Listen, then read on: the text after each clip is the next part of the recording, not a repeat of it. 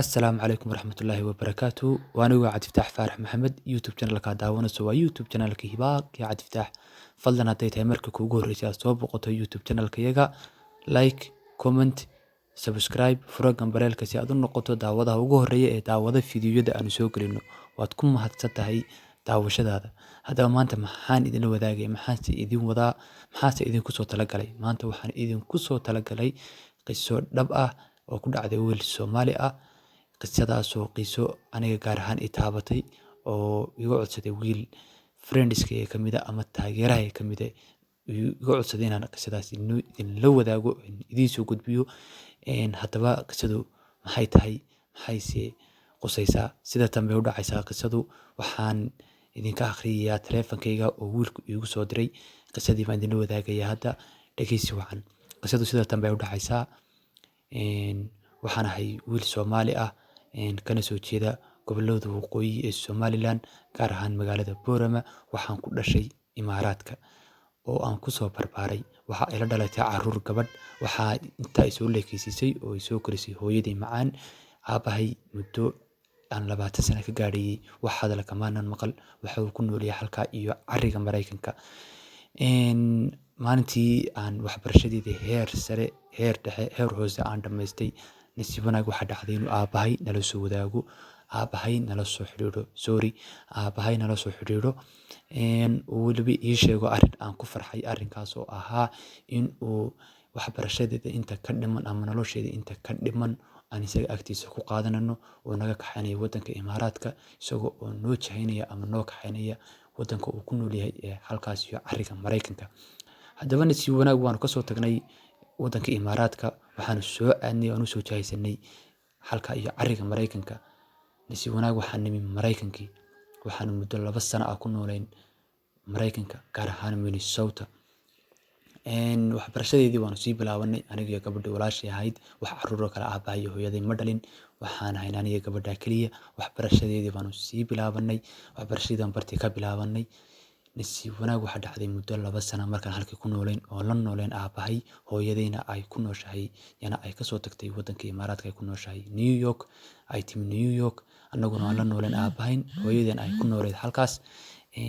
Nasiib wanaag waxaa dhacday in aan sikadiis amaali inuu ku weyno aabahay, ama meelihii aanu kala xiriiri jirnay ha noqoto, ama lambarkiisa ha noqoto, ama meeshii gurigii imaan jiray ha noqoto. Nasiib wanaag inaan weynaba waxaan isku daynay inaan raadino, inaanu wacno, in aanu la xiriirno, inaanu ogaagno sababta uu nooga tegay, inaanu ogaano sababta guriga u imaan waayey.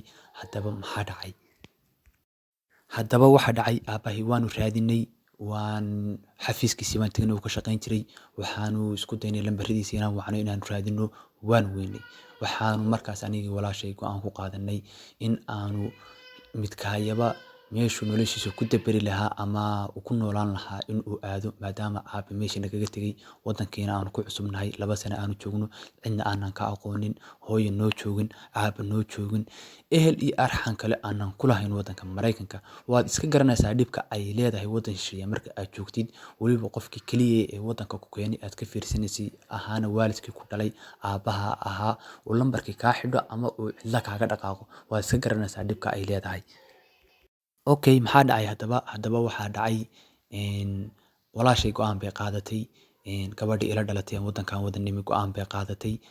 Waxayna go'aan ku qaadatay in ay nolosheeda dabarto, aysan cidna raadin, aysan cidna u joogin, in ay nolosheeda dabarto. Haddaba sidee bay nolosheeda u dabartay?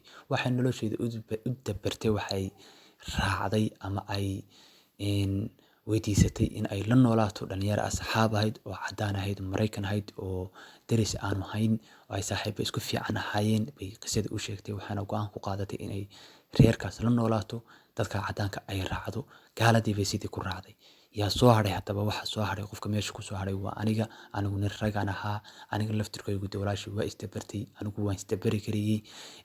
Dee rag iyo dumarna waa iska garanaysaayoo dee ninka raggaa baa xadaarisan oo haddaba isdabari karo, hadday noqoto xag magaalo gal ay noqoto, haddii xag saaxiib noqoto, haddii xag shaqo noqoto, intaba.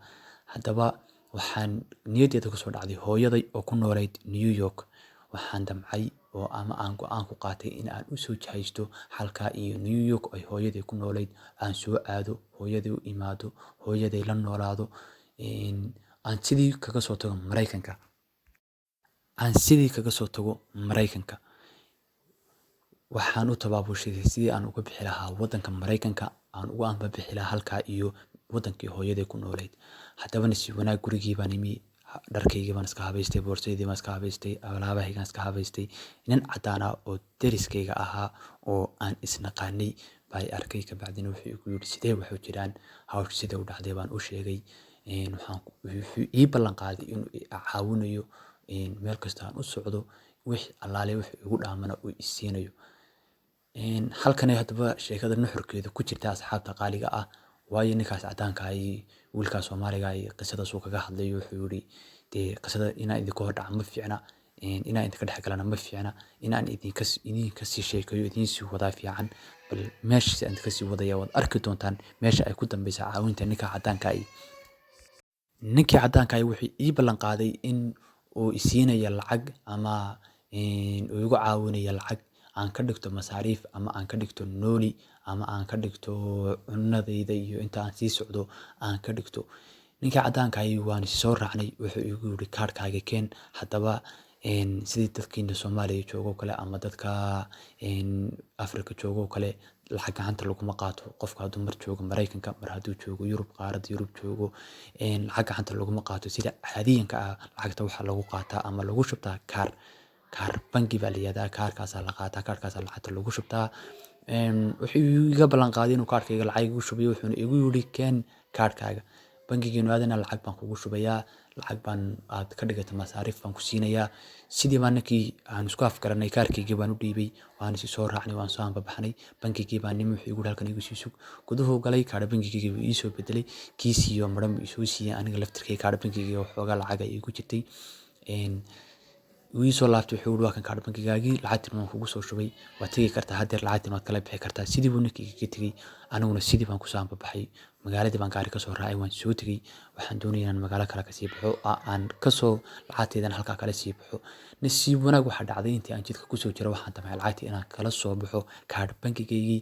Kaadhkii markii aan meeshii tegey, kaadhkii waa ii shaqayn waayey. Waxaan isku dayay bangiga inaan la wadaago dadka ka shaqeeyo, aan ku dhahdo kaadhka maxaa ka siiya, bal kaadhka ii eega. Nasiib wanaag waxaa dhacday kaadhkii in laygu qabto oo la kaadhkan waa kaadh soo xaday, kaadh aad ugu leedahay maaha, biinkaad ku eegaysana biin jira maahan, waa biin khaldan. Kaadhkan qof baa iskale, kalaa iskale, adigu kuma qorna, sawirkaaga ma saarna, magacaaga kuma qorna. Xageed ka keentay kaadhka? Kaadhkan xagaad ka keentay? Wiilkii wuxuu yidhi sidoo qisada kaga hadlayo, kaadhkan anigu ma garanayo, kaadhkaygii maahan miyaa, si waxu jiraan. Waxaa la yidhi halkan joog, booliska loo wacayaa. Waa lay qabtay, booliskii baa loo wacay, booliskii baa si dhaqso ah ku yimi. Waa lay kaxeeyey, jeel baa lay geeyey. Waxaa laygu yidhi ma leedahay cid kuu joogta waddankan Maraykanka ama cid dee eheladaada ama qaraabadaada ama faamilkaaga. Wuxuu yidhi waxaan u sheegay lambarka aabbahay oo muddo ka hor xidhnaa oo aan isweynay. Aniguna isma lahayn, nasiib wanaag waan isaga sheegay lambarku waa furan yahay ama wuu gali doonaa. Lambarkii bay waceen, nasiib wanaag lambarkii aabbahay baa ka qabtay, aabbahay baa la hadlay. Kabacdina wuxuu ku yidhi ninkaas dembiga aad sheegaysaan hadduu ku cad yahay ciqaabtiisa ha la mariyo. Waa arrin naxdin leh marka qofkaagii oo waddan shay adoo jooga hadalkaasi ka soo yeedho oo rajo ku soo gashay, waa dhibkeeday leedahay. Haddaba waxba yaan hadal idinku daalinin. Wiilkii sidii baa lagu xidhay, maxkamad baa la saaray. Maxkamaddii markii la saaray, wiilkii waa la xukumay, waxaana lagu xukumay waqti muddo lagu xukumay sanooyin ah. Wiilkii sidii buu jeel ku galay, jeel buu ku jiraa. Wuxuu imika ku jiraa jeelka, uu yidhi waxaan ku jiraa muddo 9 sannadood ah. Haddaba halkan ayana arrin naxdin kasii dhici doonaa oo sida qisada ka muuqata halkan ku qoran. Wuxuu yidhi markii jeelka aan galay muddo aan ku jiro 2 bilood ah ayaa waxa laysoo sheegay dhimashadii hooyaday. Taasaa igaga sii naxdin badnayd. Aabbahay meesha cilada igu deeriyey, dembiga aan ku jiro, jeelkan aan ku jiro, 4 dembi aan dhex fadhiyo, waxaa igaga sii naxdin badnaatay buu yidhi dhimashadii hooyaday.